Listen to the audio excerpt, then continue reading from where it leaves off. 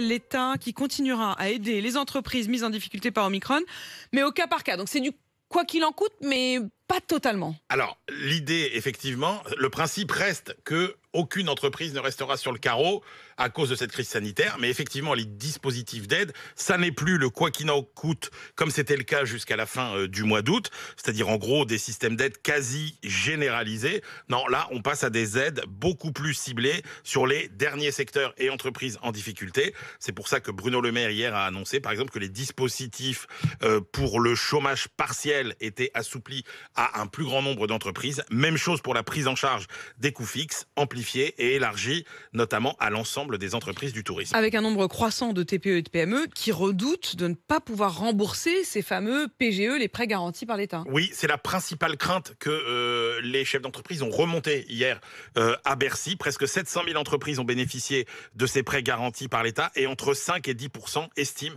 qu'elles pourraient avoir des difficultés à rembourser, sachant que les premières échéances doivent être honorées à partir d'avril. Alors là, serait envisagée la possibilité de reporter de 6 mois la première échéance, ou bien d'allonger jusqu'à 10 ans la durée de remboursement du prêt. Là, c'est aujourd'hui 6 ans, mais sur ces points, le ministre a besoin de l'avis de la Banque de France et de la Commission européenne. Mais encore une fois, Bruno Le Maire l'a dit, aucune entreprise ne sera mise en difficulté à cause des remboursements du prêt garanti. Ça va coûter combien ces nouveaux dispositifs? Alors beaucoup moins que les 4... Ça a coûté 80 milliards le quoi qu'il en coûte. 35 milliards de chômage partiel, 35 milliards de fonds de solidarité, 10 milliards d'allègement de charges. Là, on est sur une centaine de millions. Donc c'est pas grand-chose, parce que c'est 3% de l'économie aujourd'hui qui est vraiment en grande difficulté. Donc ça coûtera beaucoup moins cher, mais c'est complètement stupide. Ce serait stupide de laisser tomber maintenant des entreprises qu'on a aidées énormément depuis 18 mois.